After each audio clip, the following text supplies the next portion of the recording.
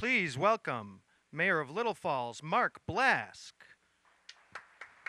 Mayor of Gloversville, Vincent DeSantis. New York State Secretary of State, Robert Rodriguez. And please join me in welcoming 57th Governor of the great state of New York, Governor Kathy Hochul.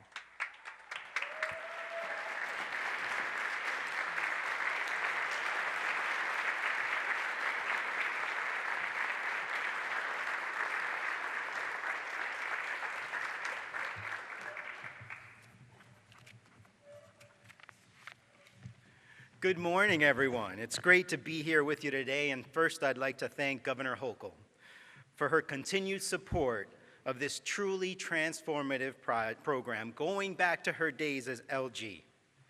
We know what a champion she has been for the Downtown Revitalization Initiative, or the DRI. Over the past year, as Secretary, I've been traveling all over the state to see the communities that have been positively impacted by the DRI program.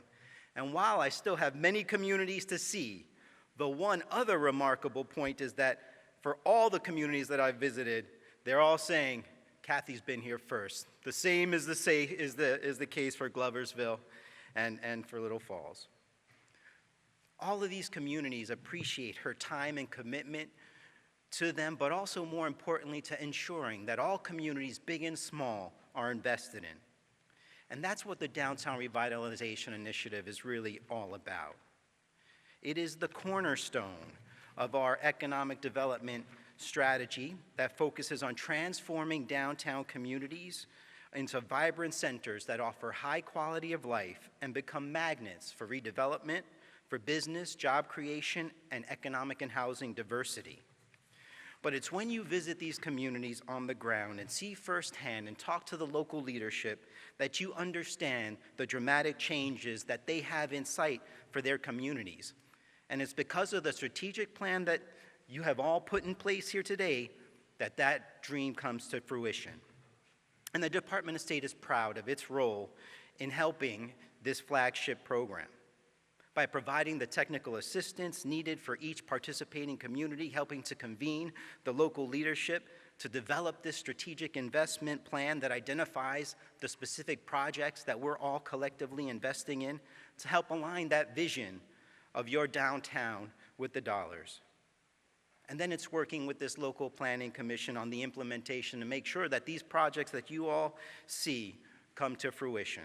So it really is a collaborative partnership between the state and the local elected officials and stakeholders. That's the success to the DRI program and the transformation that happened in DRI communities. So I'm certainly proud of the work that our teams at the state collectively do to make sure that every I and T is crossed and to make sure that the work of this program takes effect for the people of New York. So I look forward to seeing all the projects that we're going to be unveiling here today in the two communities turn into epicenters of activity, opportunity, and vibrancy. So with that, let me introduce the Governor of the great state of New York, Governor Kathy Hochul. Thank you.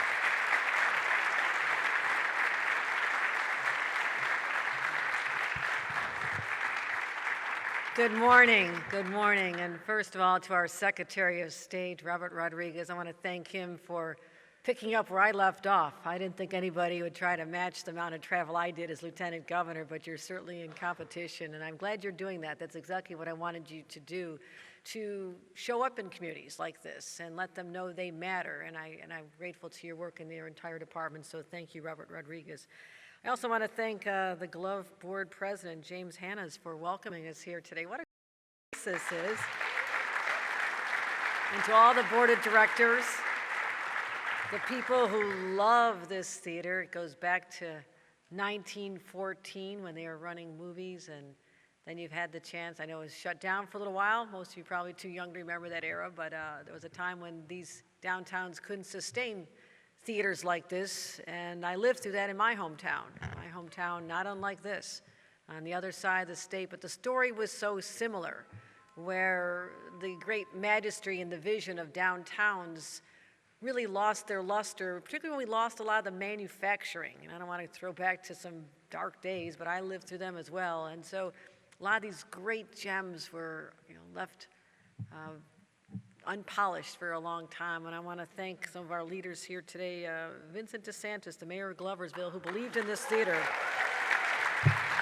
Thank you. Thank you for bringing people together years ago and saying, yes, we can bring this back to life, and that is what we're going to continue. Your vision here today, Mayor DeSantis. Also, we have our great mayor from Little Falls, Mark Blask, has joined us. And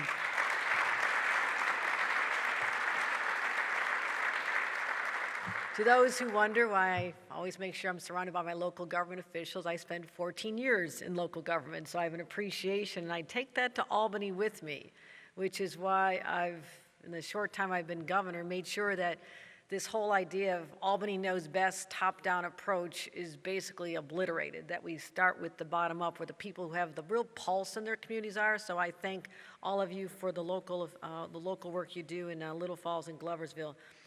We also have our senator, Peter Rocker is here. I want to thank him and congratulate him on his new tenure here. I don't think he's going to represent part of this district, but he's going to have a new expansive area, but I think his heart will always be in Little Falls as well. Also, Robert Smullen, our Assembly member, who picks up Little Falls and represents Gloversville, and what a privilege that it certainly is to our Assembly member, our senators. Let's give them a round of applause. Renee Sheldo-Shavat is here as well. I want to thank her. I want to stand up, Renee, because of all the great work you do, the Mohawk Valley REDC. I know her most as the owner of one of the most extraordinary tourism places and a place of education and learning and family gatherings. That is the Herkimer Diamond Mine. And I've probably been there more than any other place I've been to, and I love this place. And so thank you for going through some challenging times, but always rising up from the ashes. And I thank you for your friendship here as well. So here we are. This is great because I'm an upstater, a little knowledge of this whole region from having lived up here and vacationed up here. I used to always come here and go up to the gate, go through the Old Forge, the Gateway of the Adirondacks as part of our family vacations, came through many of these communities. And so these communities matter to me personally. And it's part of the commitment of a DRI, the fact that we are investing over $10 million, not shared between these two communities, but each community to receive what, when I was in local government, if someone had come to my small town and said, here's a plan, community members envision your future, and here's $10 million to do it, I would have fallen off a chair because Albany never did that for us back then, which is why as governor, I'm really continuing to ramp this program up and make sure more communities know how to apply for it, bring together all the stakeholders, not just the elected leaders, but the people they convene, the people who care so much about their communities. And that's what I love about being able to be governor of such a fascinating place and to go to places which really represent the quintessential upstate charm. That's my branding of what we have in both these communities because there's nothing like it. The unique architecture, the downtowns, it's always about the libraries too. I spend so much time in a little tiny library in my hometown, mostly escaping a lot of very loud siblings. So I read a lot of books when I was a child. Big Irish Catholic family, there was never any room for us, so I always used to go over to the libraries. And so I know how libraries matter. And in the library we have here in Gloversville, I remember going through it when it just needed some love, probably back in 2015 or so. And I think when you invest in theaters, you invest in libraries, you're investing in bringing out the grandeur of the past, but you're also saying we're on a path to the future so our children's children will be able to enjoy the same quality of life that many have enjoyed here as well. So it's about reimagining a whole new future, and the people I just acknowledged are part of that. This theater, is part of a community that also had a global reputation. I mean, Gloversville, gloves. It's amazing to know that, from 1850 or so to 1890 to 1950, 90% of all the gloves sold in the United States were made here. I mean, that's almost mind-boggling to think about. The number of people got up every day and went to their jobs creating something that people wore all over our country. And that was a time when people wore gloves more than just on a cold winter day. I mean, this was part of a fashion statement. Everybody wanted to wear very elegant gloves. And I had a chance to tour the Sunderland Leather Company a few years back. and was so proud that back in, I think it was 2018 for the Olympics, they were designing the gloves worn during the opening ceremonies of the 2018 Winter Olympics. So there's a story that's not just rooted in the past. These are current stories. These are current points of pride that I want passed on for the generations to come, and that's why we keep investing in communities like this. And also, Little Falls, I think it's known as the second smallest city in New York State. Is that accurate? Okay. Oh, it's number 2. Okay. When you're number 2, you try harder, or something. Is there something? Okay. Okay. Okay. No, we love.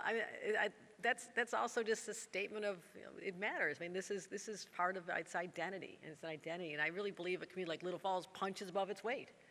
For having, a smaller community population-wise, you still have that charm and that character and that personality that is the envy of places around the country. If you travel around many parts of the country, you go to the south, you go out west, they were not built at the time our communities were built. Well, we're the ones who own that, the architecture, the history that the East Coast is known for, particularly here in New York State, and places like Gloversville and Little Falls still drip with that heritage and that charm. And so I've been to these state regions so many times. I love going up to the hardware store in Old Forge many times, walk through there. All of a sudden you see things I didn't know I needed that. So all of a sudden I've got a whole basket full of things I didn't know I needed. And again, as I mentioned, going to the diamond mines of the Adirondacks, there's so many great things. But as I mentioned, we did experience, and those who might be older than very young would remember that there was an era of industrial decline when there was global competition. We lost the textile, the manufacturing. They went overseas or they went down south. And it was a hard hit. I grew up in a steel town, and we lost the steel plant to foreign competition. All of a sudden, overnight, 20,000 jobs where my dad and grandpa and everybody worked were gone. And you didn't have the state stepping in and saying, here's money to help reimagine your next phase. You just wallowed in decline, and it was depressing. And I mentioned that big Irish Catholic family. I'm the only one left in the state of New York because they all had to leave to find jobs. They all wanted to stay, and not one of them could find a job back in the late 70s and 80s, and it's a tragedy. So I'm seared in the knowledge of what can happen when the jobs are not there, and what communities can look like when the jobs are there. And that's why I was so proud to come to this region and announce the magnificent Wolf Speed project, for $500 million investment from the state to help Wolf Speed, create over 600 jobs in this area. That was last year. And then all of a sudden we have an opportunity with Micron. Now you may not think, what does Micron have to do with me here in Gloversville or Little Falls? I cannot tell you the supply chain opportunities that are going to arise from a company that is going to hire 50,000 people, 9,000 direct, 50,000 indirect, because there's going to be businesses in smaller communities and outlying areas that are created by the young talent that don't have to go to a different place. They don't have to go to bigger cities to find those opportunities. If we're smart and use this as an opportunity to supercharge the whole upstate economy, and I will tell you, when I talked to the leaders of Micron, who were really dead set on going to Texas, they had their foot out the door. They were just looking at us to be polite, I think. I got them in a room and I started talking. I said, if you experienced Erie Canal communities, have you been to the Finger Lakes, have you been up to the Adirondacks, do you know about what we have up in the St. Lawrence Seaway, the Thousand Islands? Do you know how beautiful this area is? Do you know how affordable these smaller communities are? Do you know the quality of life, the quality of education, our health care? All of a sudden, they started thinking about not necessarily what makes sense for a company, but about what makes sense for their employees. How will they attract the people from around the country and perhaps the globe to want to come to a place? And when you start thinking about these unique assets that we have, this is how you can bring the jobs here. They'll bring more workers, so maybe you'll grow even bigger than the second smallest. You might be larger. So what I want you to know is I see an opportunity here that is brand new.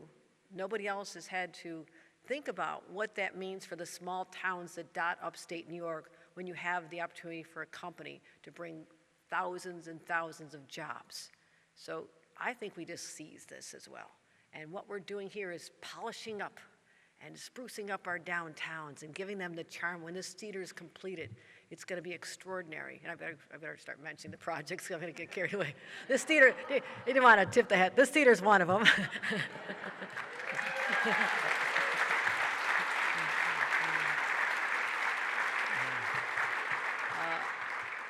So I think I better get down to business here. I could just go on and on. My love of this region. And I know all of you feel the same way. And that is why, having two communities here be able to be announced, first Gloversville, we have announcing today, you knew about the money coming, but then which of the projects are selected. And because we want to do everything, but let's take the first 12. And the first award will be $1,900,994 to renovate the historic Globe Theater. It's almost $2 million of investment in this place.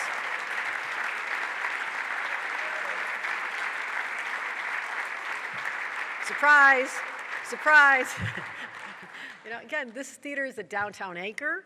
We spruce it up. You continue, all the great work that's being done here, and James and others have more plans. I know you have your movie night on Wednesdays, and you have some live theater and congregate here, but this is going to be magnificent. And so this is going to bring more people downtown, and those who live here already just say, why not? Why shouldn't this be spectacular? So it's also about, it's about creating a sense of place and a place people gather for entertainment. It's part of a quality of life. But also, these awards are intended to enhance connectivity. What does that mean? We are going to be developing the St. Thomas Square for year-round activities. I think it's $1.1 million, $1.1 million, 20,000 for more public gatherings, more recreational use, especially kids' activities. Any kids representing? So look at that. St. Thomas Square looks gorgeous. Also, streetscapes. My gosh, my hometown was so run down. The curbs were just worn down, and it's just like, you drove through, you just wanted to hang your head, like, oh my gosh, there's no, nice streetscapes or signs or little park benches and little plants. And when you do all those, it says that there's pride in this community, that this community matters, and that's why we're going to allocate $441,000 to improve the streetscapes and connect downtown with the regional trails as well. Let's make it more walkable communities. And a downtown piazza. Piazza, that's a fancy word. Yeah. $435,000 to transform a vacant lot into a space for concerts and outdoor movies and an urban park. I think that's going to be magnificent as well. So let's get that started. We're going to be enhancing public amenities at the Trail Station Park. $495,000 for that project. That's going to be another great magnet for the people who want to just be enjoying the outdoors. It's going to be fabulous. So we talk about connecting people. We talk about creating entertainment venues, but also places people can afford to live. So we're going to be investing in more affordable housing and supportive and senior housing. So those who grew up here can live in the same community where their children are now raising their kids. So we're going to be redeveloping and renovating historic buildings and old mills into mixed-use housing. And I love to see this. I love to see this because you're sprucing up the exterior for a community to experience, but also you're making it a home for someone, a place that had just been walked past for many, many years and no one believed that there could actually be such life inside. So now this is going to be homes for people. So I'm real excited about that. So let's start with the historic carriage house, $1.3 million to focus on.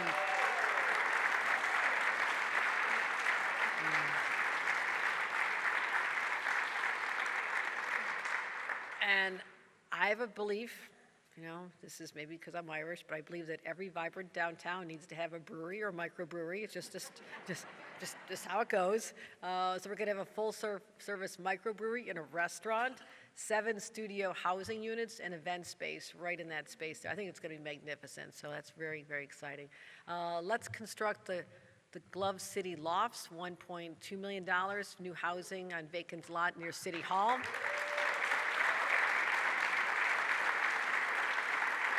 That'll be 75 loft-style houses for mixed-income tenants. The Daniel Hayes Mill, over $1 million to redevelop this space, over 20 apartment lofts and green space for recreational use. So those are some of the main projects we'll be talking about. We also want to make sure that the downtown businesses who hung on through some tough times, especially during the pandemic, that we help them, improve and have the resources they need. A lot of it, again, this has happened in my hometown. The exterior of the facades declined. I mean, no one was maintaining them. The sides look run down and just like, you'd have a little deli across the street from my mother's little flower shop. My mom started a flower shop in the middle of a recession. That's my mother. And it was tough. And I'd sit there and wait for that little bell to ring that some customer came in, and it took a long time for that bell to ring. So I knew those were tough times a couple decades ago. But there was a little delicatessen across the street, and they used to have handwritten, scribbled on piece of paper, slapped in the window, 6-pack of Jenny Cream Ale, $2 or whatever. We kind of want to say, can you just maybe up the game a little bit here? So, because what one neighbor does affects the others as well. You want to have this sense of we have our act together. And so the Downtown Business Improvement Fund, over $600,000 will help them achieve that. I think that's really important. So let's make sure we take advantage of that. Transforming the former garage building into headquarters for Glove City Brewing, $359,000. $359,000. That's going to be charming. I love the way love the way that looks. We'll renovate Shine Memorial Hall, $346,000. That's going to be great. Revive the former City Hall for $250,000.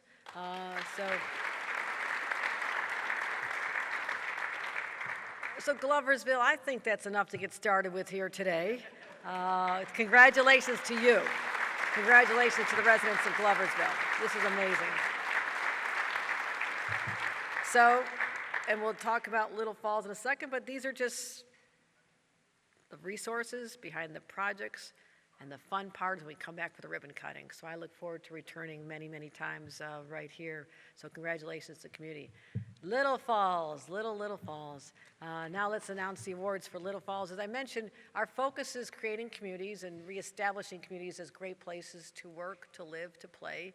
And part of it is a place for our seniors to live as well. So we'll be allocating $2.5 million, creating affordable senior housing at the M&T building, renovating that and adding new building components as well. Again, allowing people to stay in the community that they grew up in themselves. So $2.5 million for that senior housing project as well. That'll have 75 units. It'll create commercial space as well as health and wellness facilities. And also, we want to improve the library, $500,000 to improve access for the library. Love our libraries.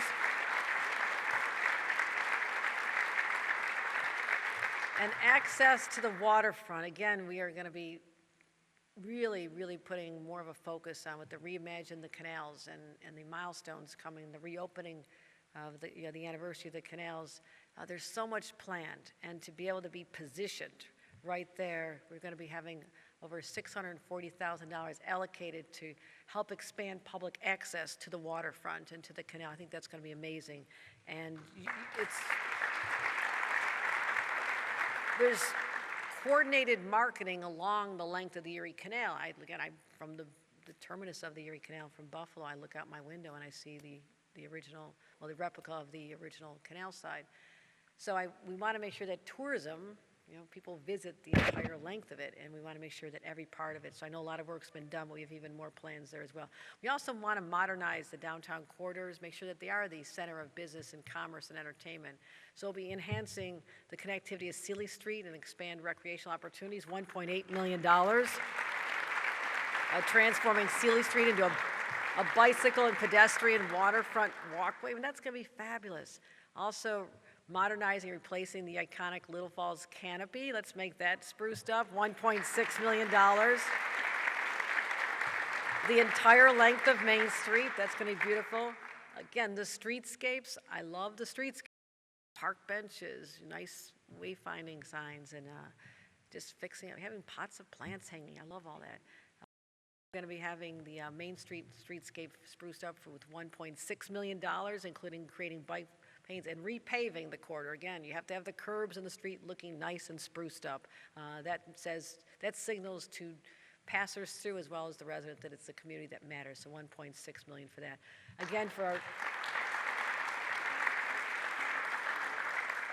And for our small businesses, let's help them out again as well and make sure that we have money to help them do what they choose to do to spruce up, and over $600,000 to help fund the small business development. So make sure we get the word out to all of them. This is charming.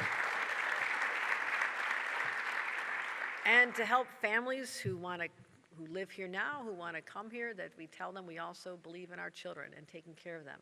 And so we'll be investing over $390,000 to increase high-quality child care and communities right here as well.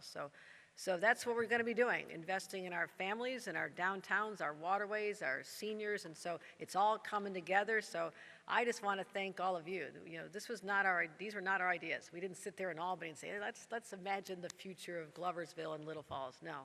I thank those of you who put in countless hours, and I've been on those committees, I've been in those rooms, and you sit there late into the night and say, you know, what can we do? What is the legacy that we will leave for our children? So they know that back in 2022, 2023, there were people, elected leaders, community leaders, business people, who all came together and said, we care, and we're going to continue investing our time and our talents and our passion for these two spectacular communities. And generations from now, they'll be grateful that you were in this room on this day and went forth to execute the extraordinary vision that you all formulated. And I'm grateful, as the governor of the state of New York, I'm grateful to have people like all of you who love your community so deeply. So this is the future. This is the spirit that we're going to continue embracing. It's a whole new era, and let's lean hard into the future. Congratulations to Gloversville and to Little Falls. Thank you. Thank you. Thank you. Thank you. Thank you. Thank you. Well, thank you, everyone. At this time, let's see whether our mayors have any reaction. First, let's start with Mayor Vincent DeSantis, and I'll let him have a couple minutes of your time and let you know his reflections on today. So, Mayor DeSantis.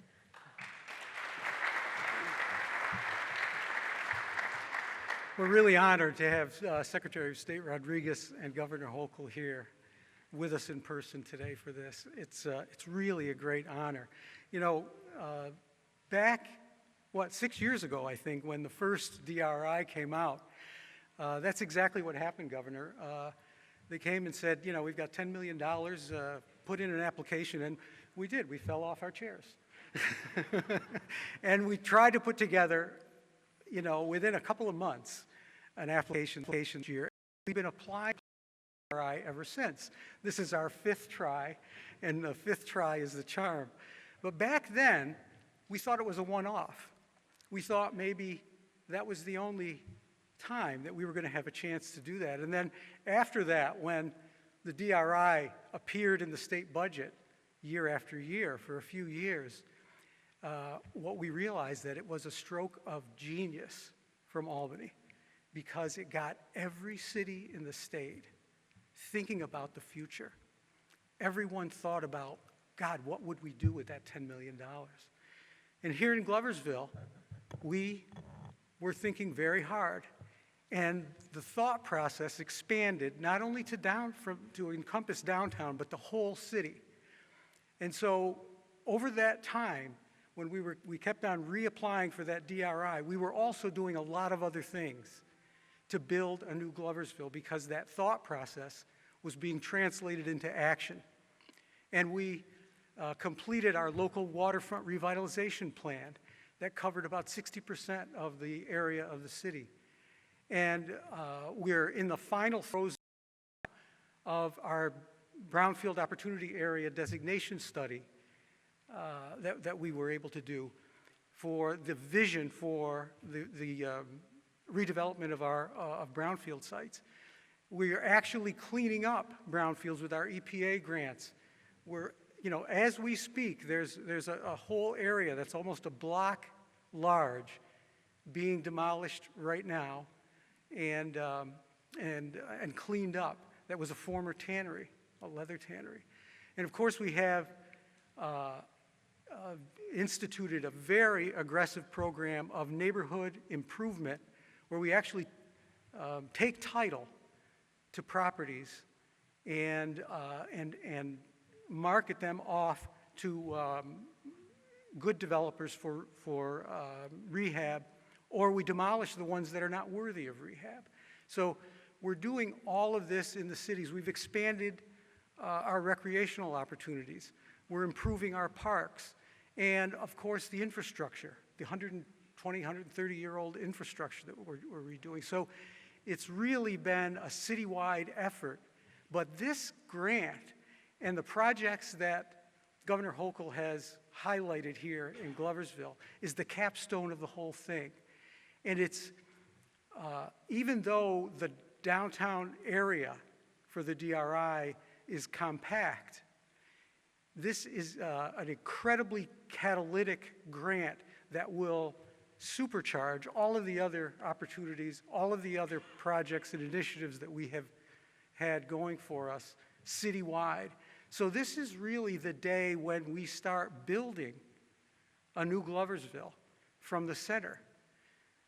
And we're so ready to do that. We've got so many projects that are shovel ready, that are really ready to go. So 2023 is going to be a real banner year, a watershed year for our city. But there's something that I want to mention that most people don't fully appreciate. And that is that none of this, from day one, none of these projects, none of these initiatives would have been possible were it not for the largesse of the state of New York and the well-targeted funding opportunities that they made available for us throughout the entire time and that we've taken advantage of. So I just want to thank Governor Hochul personally and thank Secretary of State Rodriguez, not just for the honor of their presence here, but for the wherewithal to be able to initiate the renaissance that we're about to experience in our city. Thank you so much.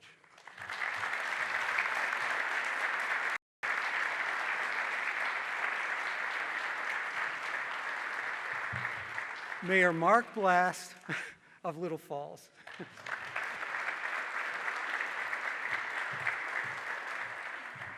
Good morning, everyone. In 100 years, when they read this transcript back, some really bored person reads it, I would like them to read, Mayor Blask was welcomed with thunderous applause.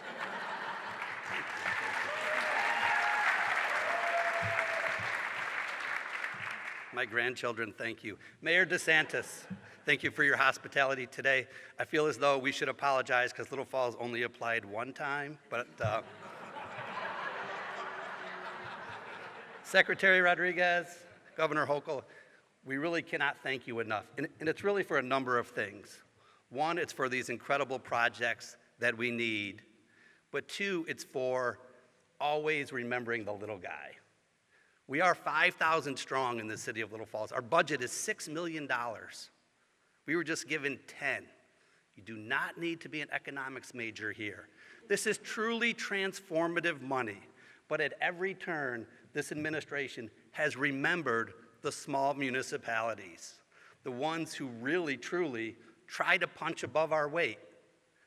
Little Falls has seen a resurgence these past few years. There are more children in school, the housing market, it's hard to buy a house, people come. I love that one picture that was up there. It was downtown Little Falls. You saw City Hall in the back. That was our cheese festival. We grow from 5,000 to 10,000 people in that day for our cheese festival. In 2 weeks, there'll be Christmas in Little Falls.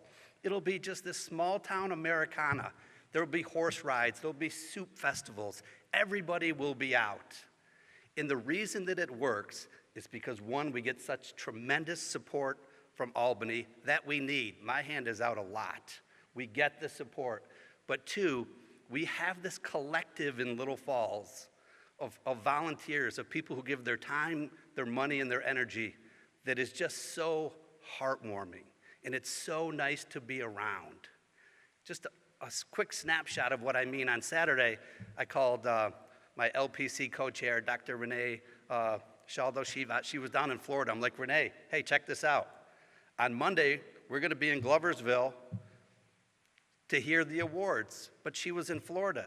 She was not supposed to come up today, and she said, I'm going to fly into Albany that morning. It's that sort of understanding the importance of today, that sort of commitment. I kind of tried to talk her out of it. I'm like, Renee, it's kind of snowy up here. I mean, we could push this back. I'm sure there'll be a PowerPoint or something. I would love to thank the local planning committee. When people say, what did you like about the DRI? I say, one, that we won, but two, this bottom-up approach. It's just good government. We went to Little Falls High School twice. We went to the middle school. We took this show on the road in Little Falls. Because when you live in a small community, you're held to a high standard. And what we talked about from day one is the process is just as important as the projects. How we get there is important. Because guess what? You're going to be in Stewart's getting a cup of coffee, and somebody's going to ask you. And you need to turn around and look them right in the face and give them a direct answer. It was not easy coming up with these projects, but this is the process. We have 13 open meetings. I am so incredibly proud of the local planning committee. The great majority are here today. Please clap, please stand.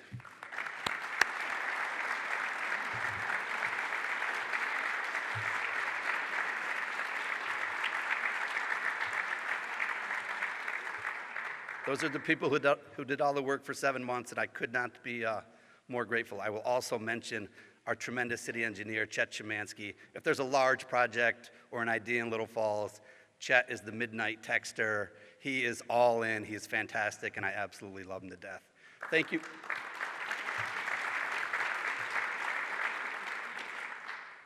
Governor, Mr. Secretary, thank you again. This is transformative for Little Falls. This is why there was a DRI. Small communities need some help. We get some help, and we're going to be smart with the money. Thank you so much.